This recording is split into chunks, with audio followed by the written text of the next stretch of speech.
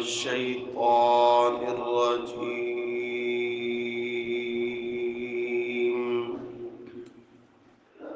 بسم الله الرحمن الرحيم.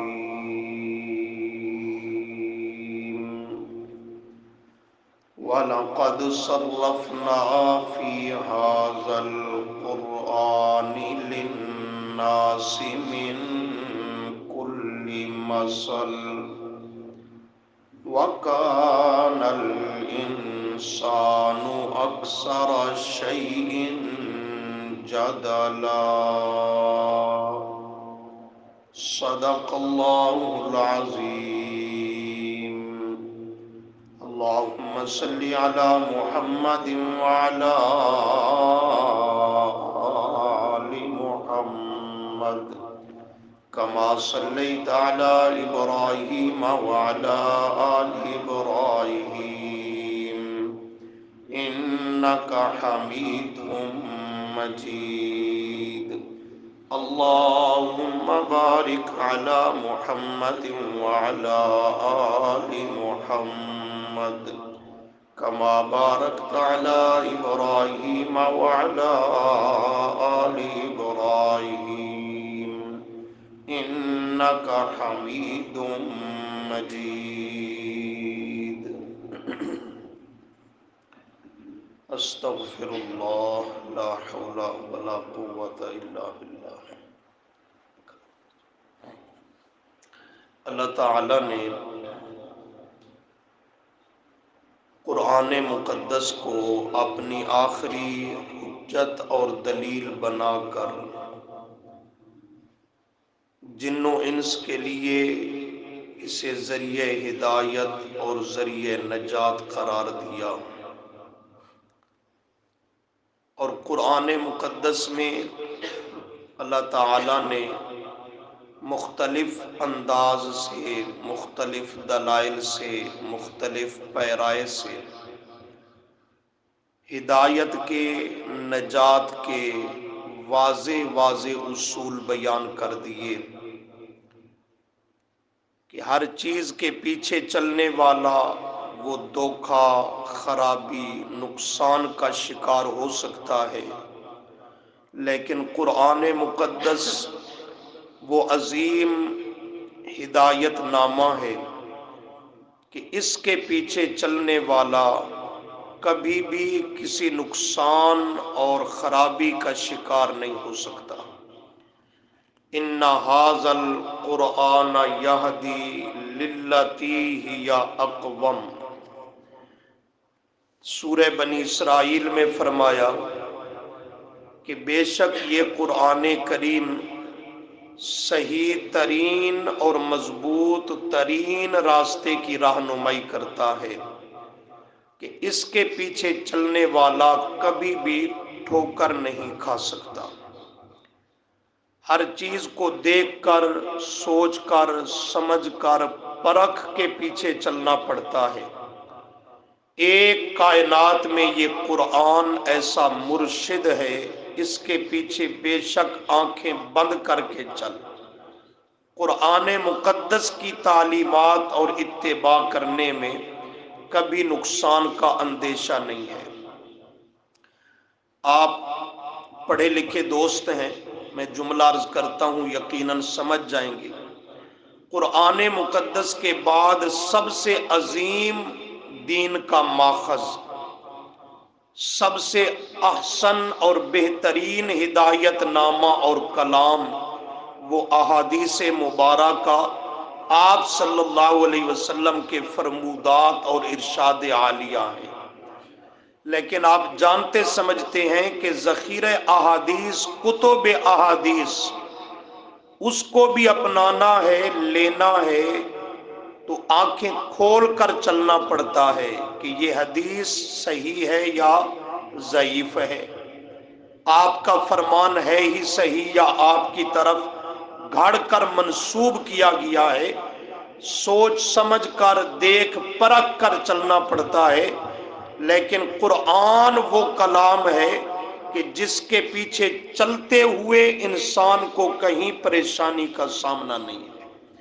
اسی لیے فرمایا وَلَقَدْ، اور البتہ تحقیق، صرفنا، ہم نے کھول کھول کر، انداز بدل بدل کر، صرفنا، پھیر پھیر کر بیان کر دیا، فی حاذل قرآن، اس قرآن پاک کے اندر، للناسی، واسطے تمام انسانوں کے، عربی ہوں، اجمی ہوں، مرد ہوں، عورت ہوں، عام و خاص، پڑھے لکھے، ان پڑھ، للناس، پوری انسانیت کے لیے ہم نے اس قرآن میں انداز بدل بدل کر بیان کر دیا۔ کس چیز کو؟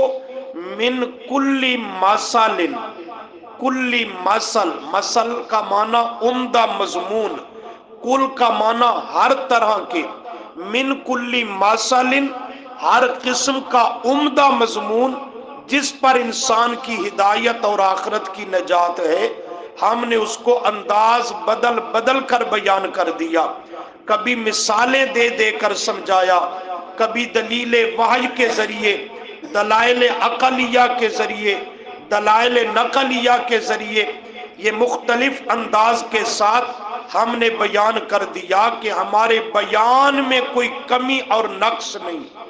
لیکن وَقَانَ الْإِنسَانُ، اور ہے یہ انسان، الانسان، یہ ناشکرہ اور ناقدرہ انسان، دین حق سے روگردانی کرنے والا ہے یہ انسان، اکثر شیئن، اکثر کا معنی بہت زیادہ، بہت بڑا ہوا، شیئن، ہر شے سے، جادالن، ازروے جھگڑنے کے، جادالہ، جدال، جھگڑا، ہے انسان سب سے زیادہ جھگڑالو، سب سے زیادہ کج فہم، اور سب سے زیادہ یہ اللہ کے دین کے معاملہ میں الجھنے اور جھگڑنے والا۔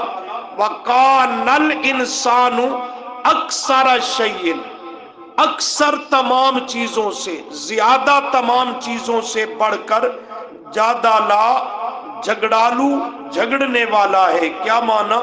ہمارے بیان میں کمی نہیں، لوگوں کے ماننے میں کمی ہے۔ مانتے کم ہیں، جھگڑتے زیادہ ہیں، سمجھتے کم ہیں، الجھتے زیادہ ہیں، دین کی اتباع اور پیروی کرنے کے لیے تیار کم ہوتے ہیں، اکثر دین کو اپنے وقت گزاری کا وہ مشغلہ بنا لیتے ہیں، اور ذاتی مفادات، اغراض و مقاصد کے لیے وہ دین کا سہارا اور نام لیتے ہیں۔ وَقَانَ الْإِنسَانُ أَكْثَرَ شَيْءٍ، سب چیزوں سے، تمام اشیاء سے بڑھ کر ہے انسان جادالہ، جھگڑا کرتا، جدال، جھگڑا کرتا ہے۔ فرمایا وَمَا مَنَعَ النَّاسَ، اور نہیں منع کیا یعنی روکا، الناس، لوگوں کو، ان یؤمنوا، کہ وہ ایمان لائیں، اذ، جب، جاءہم الہدی، آپ پہنچی ان کے پاس ہدایت، جب ہدایت ان کے پاس آ پہنچی تو چاہیے یہ تھا کہ بجائے جھگڑنے اور الجھنے کے اس کے ساتھ ایمان لے آتے، اس کی اتباع اور پیروی کرتے، لیکن نہیں کر رہے۔ تو فرمایا وجہ کہ لوگوں کو نہیں روکا کہ وہ ایمان لاتے جب ہدایت ان کے پاس آ چکی۔ نمبر 2، وَيَسْتَغْفِرُوا، اور بخشش طلب کرتے، سابقہ کوتاہیوں سے توبہ کرتے، مغفرت طلب کرتے ربہم، اپنے رب کی، لیکن یہ نہ ایمان لاتے ہیں نہ بخشش طلب کرتے ہیں۔ یا اللہ کیوں؟ فرمایا اور کسی چیز نے ان کو نہیں روکا ہوا، الا، مگر، سوائے، ان تاتیہم، کہ آئے ان کے پاس بھی، سنت الاولین، سنت، قانون، سنت کا معنی قانون، معاملہ، الاولین، پہلوں کا، کہ جیسے پہلے کفار اور مشرکین کے پاس وقت کے پیغمبر کے ذریعے اور آسمانی کتاب و صحیفے کے ذریعے ہدایت کھل کر سامنے آ گئی، لیکن ان لوگوں نے بھی اس کو قبول کرنے سے انکار کر دیا اور انکار برابر ہی کرتے رہے کہ اللہ کے عذاب ان پہ آ گئے۔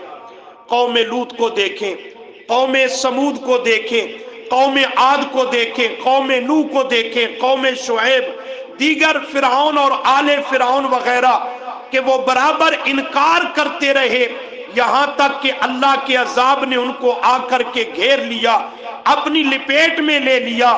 فرمایا یہ عرب کے کفار اور مشرکین یہ بھی اسی طریقے پر چلتے جا رہے ہیں، برابر انکار کر رہے ہیں، اور کسی چیز نے ان کو نہیں روکا ہوا کہ ایمان اور ہدایت کو قبول کریں، صرف اسی چیز کے اندر ہیں کہ یہ پہلوں کے طور طریقے پر اور ان کی ریت چلتے ہوئے یہ بھی شاید منتظر ہیں کہ پہلوں والا قانون رب ہم پہ جاری اور نافذ کب کرتا ہے۔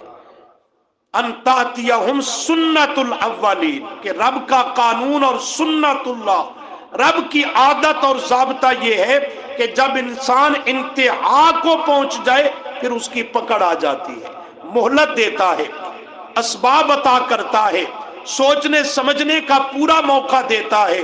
لیکن جب انسان اپنی انا کا مسئلہ بنا لے اور حق کو کسی طرح قبول نہ کرے تو فرمایا پھر اس پر پکڑ آتی ہے۔ تو یہ بھی شاید میرے عذاب اور میری پکڑ کی انتظار میں ہیں کہ ان کے ساتھ بھی وہ معاملہ پیش آئے جو ان سے پہلے کفار کے ساتھ پیش آیا۔ او یاتیہم العذاب، او کا معنی یاتیہم، یا آئے ان کے پاس العذاب، ایک نہیں کئی عذاب، قبولاً کا معنی جھنڈ کے جھنڈ، پے در پے، مسلسل اور لگاتار مختلف عذاب ان پر آئیں۔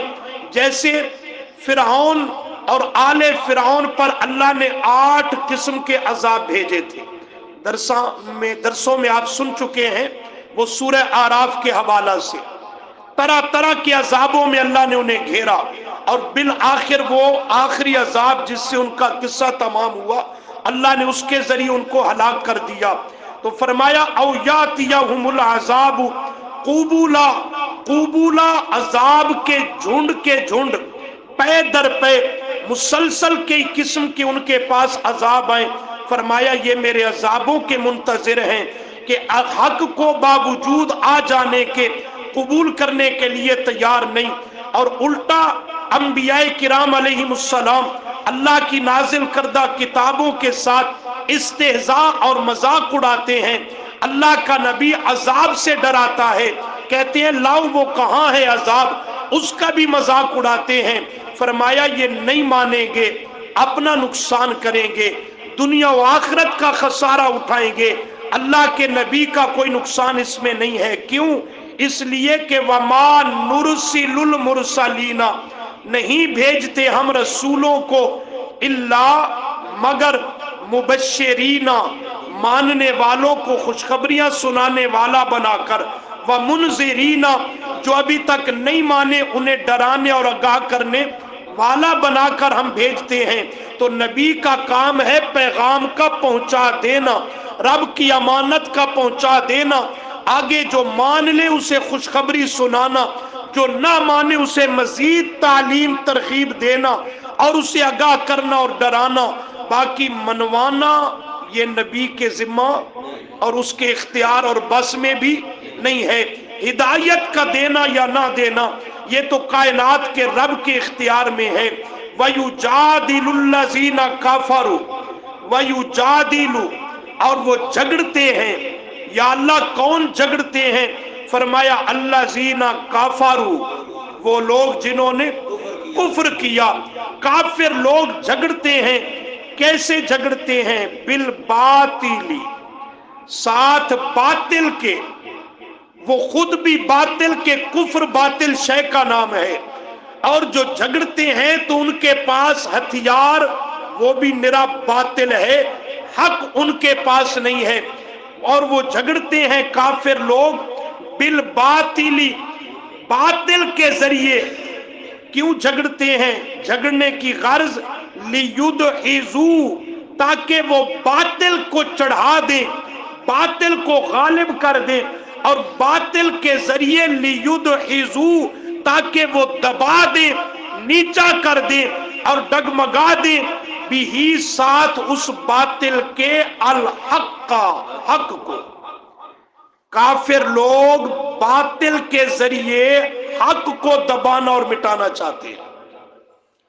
یہ جملہ قابل غور ہے اور اس میں ہدایت اور عبرت کا سامان ہے۔ کافر لوگ، ان کے پاس باطل مٹیریل ہے، باطل ان کے پاس چیزیں ہیں، لیکن اس باطل کو وہ غالب کرنا چاہتے ہیں حق پر، حق پر اسے چڑھانا چاہتے ہیں کہ باطل غالب آ جائے اور حق اس کے نیچے دب جائے، مٹ جائے، مغلوب ہو جائے۔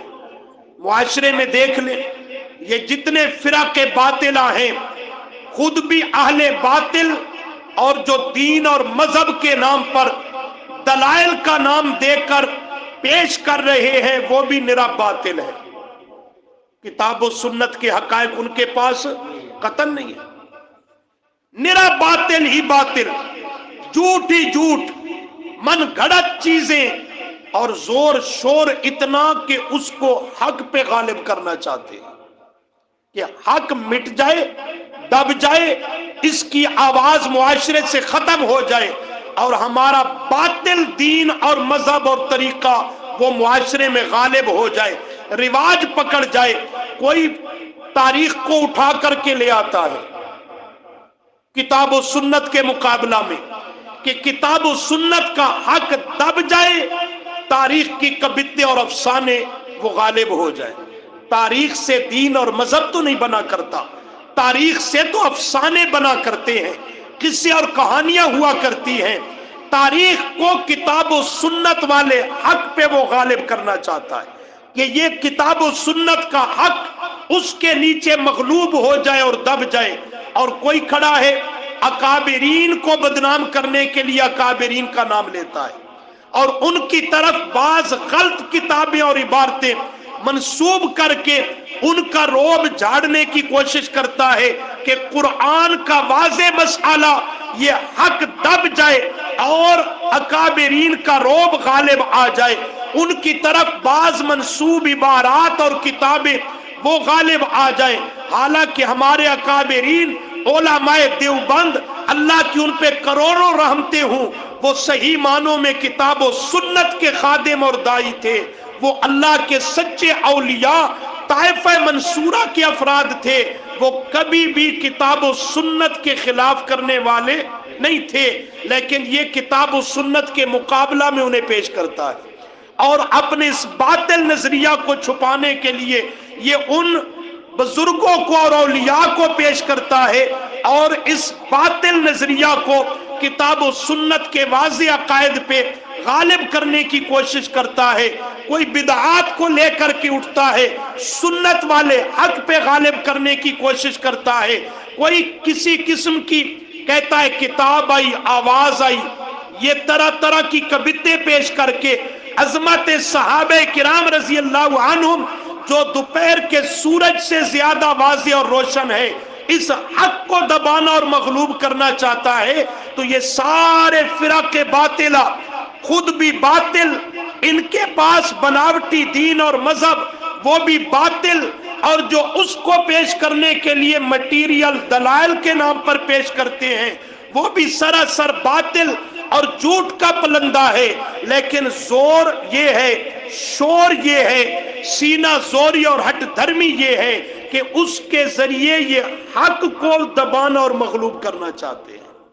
وَيُجَادِلُ الَّذِينَ كَفَرُوا، اور وہ جھگڑا کرتے ہیں کافر لوگ کس چیز کے ذریعے؟ بالباطل، باطل کے ذریعے، جھوٹ کے ذریعے اور جھوٹے ان کے بناوٹی دلائل کے ذریعے۔ کیوں کرتے ہیں؟ لِيُدْحِضُوا، تاکہ وہ دبا دیں، مغلوب اور نیچے کر دیں، بھی اس باطل کے ذریعے الحق کا، حق کو۔ یہ ان کے جرم کو ذکر کیا۔ وَاتَّخَذُوا، اور انہوں نے بنا لیا، آیاتی، میری آیتوں کو، انہوں نے بنا لیا میری آیتوں کو، وما، اور اس چیز کو یعنی اس عذاب کو جس سے انہیں ڈرایا جاتا ہے، وما اور اس عذاب کو انذروا جس سے وہ ڈرائے جاتے ہیں، ہزون مذاق، ہزون مذاق، میری آیتوں کو بھی انہوں نے مذاق بنا لیا، اور میرا پیغمبر پھر انہیں میرے عذاب سے ڈراتا ہے تو اس میرے عذاب کو بھی انہوں نے مذاق بنا لیا۔ جب قرآن کریم کی کوئی آیت نازل ہوتی، سورت نازل ہوتی، اس کا کوئی حصہ نازل ہوتا، آ جاتے کفار، مشرکین، منافقین، صحابہ کرام رضی اللہ عنہم سے پوچھتے کیا نازل ہوا تمہارے پیغمبر پر؟ 14واں پارہ سورۃ النحل میں ذکر ہے، صحابہ کرام رضی اللہ عنہم فرماتے قالوا خیرا، رب نے خیر کو ہم پہ نازل کر دیا، سراپے خیر، سراسر خیر کو ہم پہ نازل کر دیا۔ لیکن ان کے پوچھنے کا مقصد مذاق اڑانا ہوتا، تان کرنا ہوتا، تنقید کرنا ہوتا کہ پہلے کیا کچھ بیان کیا جا رہا تھا، اب پتہ چلا ہے کوئی نیا وحی آ گئی اور قرآن کا حصہ نازل ہو گیا۔ کیا نازل ہوا؟ ازرائے طنز کے پوچھا کرتے تھے، اور جب انہیں عذاب سے ڈرایا جاتا تو کہتے فَأْتِنَا بِمَا تَعِدُنَا إِن كُنْتَ مِنَ الصَّادِقِينَ، لاؤ وہ عذاب جس سے ہمیں ڈراتے ہو، اگر واقعی اس بات میں سچے ہو کہ عذاب آ جائے گا۔ تو فرمایا وہ میری آیتوں کا اور میرے عذابوں کا جس سے انہیں ڈرایا جاتا، ہزون کیا کرتے؟ مذاق اڑاتے۔ یہ ان کے بعض جرائم کو قرآن کریم نے ذکر کیا، اور اس کے بعد فرمایا وَمَنْ أَظْلَمُ مِمَّنْ ذُكِّرَ بِآيَاتِ رَبِّهِ، اس سے بڑا ظالم کون ہو سکتا ہے کہ جسے ڈرایا، جسے نصیحت کی گئی بِآيَاتِ رَبِّهِ، اس کی آیتوں کے ذریعے، اس کے رب کی آیات کے ذریعے، لیکن نصیحت کی گئی آیات کے ذریعے، اس نے آگے سے کیا کیا؟ بجائے ماننے کے فَأَعْرَضَ عَنْهَا، اس سے اس نے اعراض کیا، منہ پھیر لیا، روگردانی کی۔ یہاں سے انشاءاللہ سبق شروع کریں گے۔ اللہ تعالی دین حق کے مطابق زندگی بسر کرنے کی توفیق عطا فرمائے۔